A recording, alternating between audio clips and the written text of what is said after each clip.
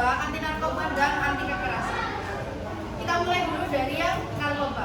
Bahaya nafsa.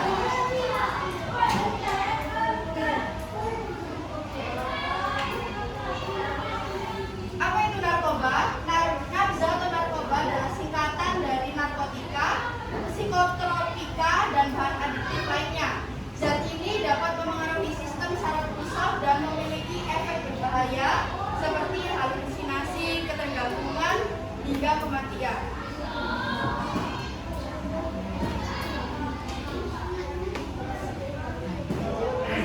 Oke, narkotika, definisi dan golongan. Singkatan dari narkotika dan psikotropika dan zat adiktif lain digunakan medis dalam beberapa kasus, namun sering disalahgunakan untuk memuaskan sesaat. Sebenarnya narkoba itu gak selamanya berbahaya, gak selamanya harus dihindari. Bahkan di medis, kalau ada penyakit yang butuh narkoba itu bisa. Obat-obatan itu kalau dipakai secara berlebihan, dipakai secara overdosis, terus habis itu terus menerus secara rutin, itu juga bisa jadi narkoba. Narkoba gak harus selalu suntik, bisa ditempel, bisa dihirup. Jadi, oh berarti narkoba bahaya. Enggak, medis butuh beberapa zat, butuh beberapa bahan yang dari buatan narkoba itu. Ganja, siapa punya pohon daun ganja? Sebenarnya nggak berbahaya, bisa dibuat makanan. Tapi kalau dalam dosis yang terlalu besar akan jadi halusinasi. Pernah lihat orang narkoba, orang yang ketergantungan, kelihatan dari matanya. Kalau matanya biru, nih ya, kantong matanya beda ya. Kantong mata yang kekurangan tidur sama orang yang peler kan istilahnya. Itu kelihatan dari matanya. Bola matanya itu kayak gak fokus. Kalau kamu ngajak ngobrol, pasti mereka gak paham, gak nyambung. Ngomongnya A bisa sampai Z. Menurut Undang-Undang RI Nomor 35 Tahun 2009, narkotika dibagi 3 golongan. Golongan 1, tidak untuk pengobatan, potensi ketergantungan sangat tinggi. Heroin, ganja, sabu, kokain, dan opium. Golongan 2, penggunaan terbatas, medis, potensi tinggi, morfin. Terus ketiga, golongan 3, digunakan medis, potensi ketergantungan rendah. Kan bahkan medis menggunakan sejenis narkoba, tapi harus ada dosisnya. Contoh narkotika dan bukti visual. Morfin, contoh narkotika medis. Nah, bias disuntik, taruh di lekukan sikut ini, taruh situ, dicarikan. Medis hanya digunakan untuk medis dengan dosis sesuai anjuran dokter. Kode obat resep digunakan medis bisa disalahgunakan. Makanya bahan-bahan yang obat keras itu ada di setiap kalian kalau lihat obat di edaran obatnya yang biasa diminum itu ada lambang. Kalau obat keras tidak boleh dibeli di apotek. Kalau ada apotek membolehkan, itu nanti apoteknya akan ditutup paksa. Obat keras jangan sampai disalahgunakan. Terus tablet berwarna, pil sintetis beragam bentuk, warna, risiko penyalahgunaan tinggi. Apakah pil yang berwarna juga berbahaya? Tergantung, nggak semuanya pil yang berwarna itu berbahaya. Di sini biasanya kalau berwarna ini berarti narkobanya itu dicampur dengan warna terus dijadikan obat. Kayak orang lebih banyak menggunakan yang suntik karena sensasinya cepat, kan langsung mengalir pakai aliran darah kan. Jadi anunya lebih cepat, merasakan sensasi sesaatnya tuh lebih cepat daripada diminum. Psikotropika dikelompokkan zat atau obat yang dapat mempengaruhi sifat dan perilaku seseorang, memberikan kepuasan, perasaan senang dan tenang pada penggunanya, dapat menyebabkan kecanduan. Ini gambar contoh yang ditempel.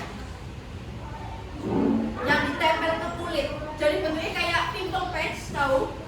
Yang biasa buat jerawat anak cewek. Itu kayak gitu ditempel. Yang kalau pimple patch ditaruh jerawat, kalau ini ditaruh di biasanya di sini. Ada orang yang kena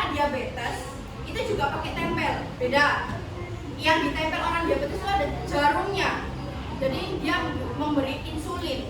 Kalau ini kita jadi kalau pimple paste kan tengahnya warnanya beda ya, cewek-cewek tahu kan? Tengahnya beda dari situ terletak obat.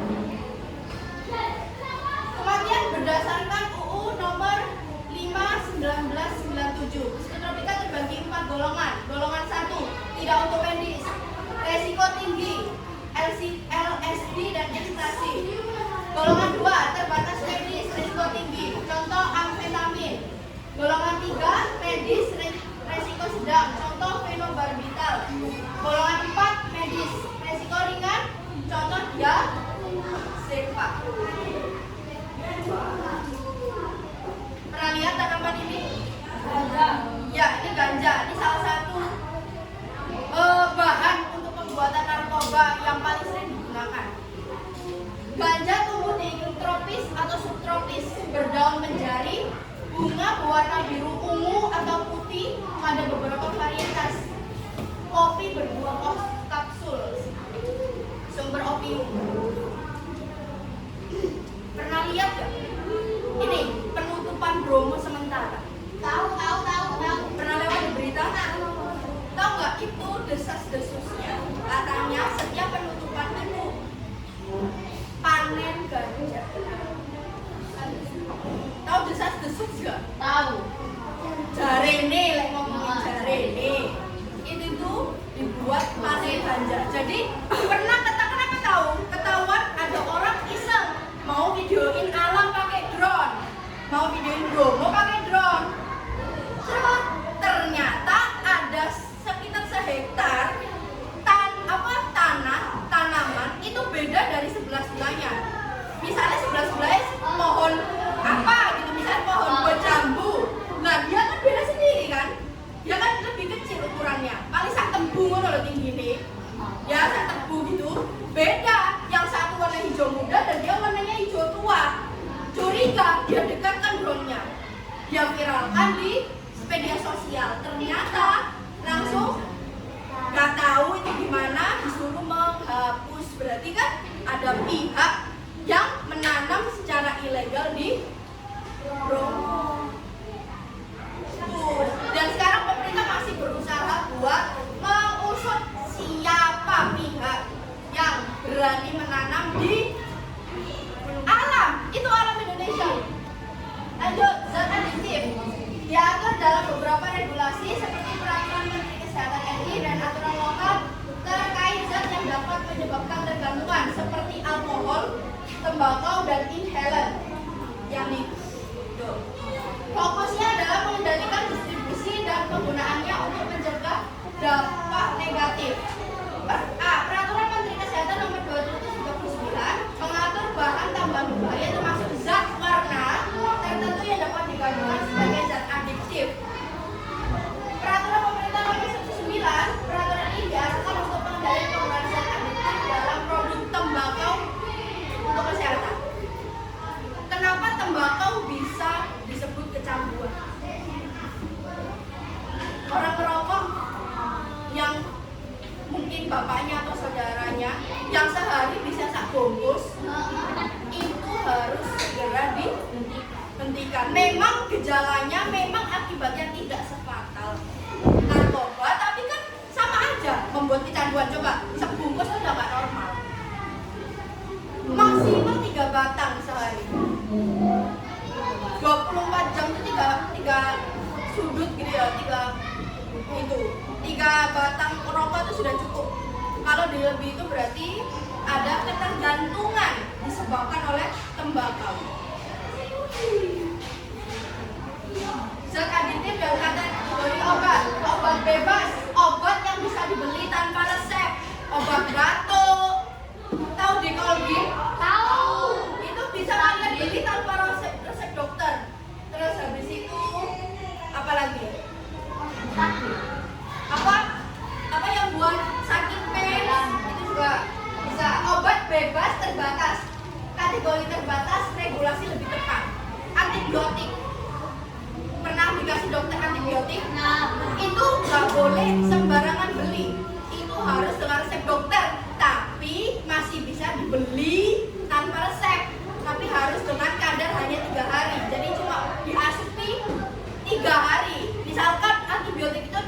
2 kali sehari, berarti 2 kali 3 cuma ada 6 buah obat. Jadi sak keple itu belum tentu dapat semua. Terus fitofarmaka, obat berbahan tanaman terstandar yang dari bahan jambu. Pernah minum obat diabetes nggak? Pernah. Yang pil itu kan terbuat dari daun jambu. Nah itu tidak apa-apa, berbahan tanam terstandar. Boleh, jambu nggak buat kecanduan, jambu nggak buat halusinasi, jadi bisa dibuat obat. Obat jamu, sino, beras kencur, semua dari terbuat. Ya tahu? Ada yang terbuat dari apa? Kunyit, ada yang terbuat dari kencur. Obat keras, obat berisiko tinggi, pengawasan ketat. Itu tadi obat-obat seperti morfin yang disuntik tadi. Label obat jenis narkotika, kategori khusus narkotika berisiko tinggi. Kan maksudnya RIP yang telah meninggal. Contoh narkoba. Narkoba dibagi menjadi beberapa kategori: narkotika, heroin, morfin, psikotropika, ekstasi, bahan kimia, alkohol, nikotin. Ini ya gambarnya tuh. Nih dalam bentuk lucu bisa jadi narkoba. Nih contohnya nih, orang kalau diajak ngomong yang pakai narkoba, bulat nih. Ditanyain apa? Buat bingung, kamu kenapa sih? Terus faktor eksternal, dampaknya stres, rasa ingin tahu. Ada orang yang memakai narkoba itu karena aduh, kok kayaknya lihat di film-film oke ya, kayak gini-gini gitu. Coba gitu, itu salah satu yang orang tuh biasanya gen-gen zaman sekarang termasuk Gen Z dan Gen Alpha FOMO-an sih. Nah, FOMO nih kan delok itu bahaya apa enggak. Jadi hati-hati ya. Bahkan yang bentuk lucu tadi, strawberry, burung apa-apa bisa jadi salah satu narkoba. Caranya gimana? Biar enggak ketresut, belilah di warung yang legal. Stres biasanya itu orang-orang yang udah dewasa yang nggak pengen hidup malah narkobaan. Stres faktor eksternal, lingkungan dan tekanan teman sebaya. Ayo coba. Ojo udah gitu, jangan nih nanti kecanduan, nanti sakit.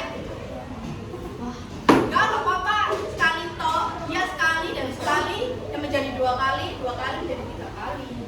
Dampak fisik, penurunan kesehatan, kerusakan organ, resiko penyakit penular, HIV atau AIDS. Kenapa bisa ada penyakit penular?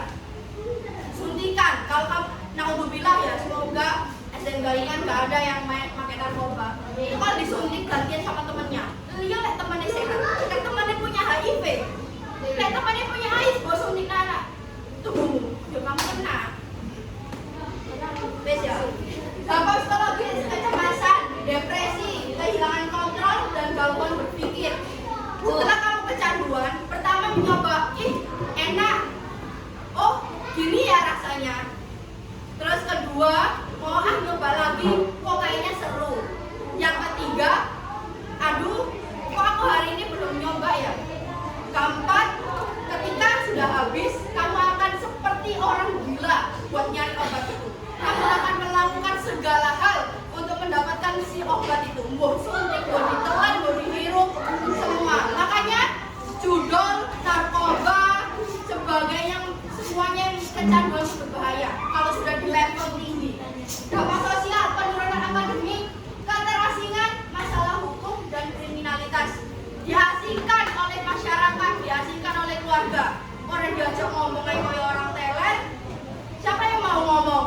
Diasingkan kan? Terus habis itu menurut akademik, kalau masih sekolah, terus nilai jeblok kabeh, endok kabeh, panen, peternak rugi. Terus kalau ketahuan polisi, ketahuan pihak yang berhubungan dengan narkoba, tangkap. Enggak, yo bayar denda, yo penjara.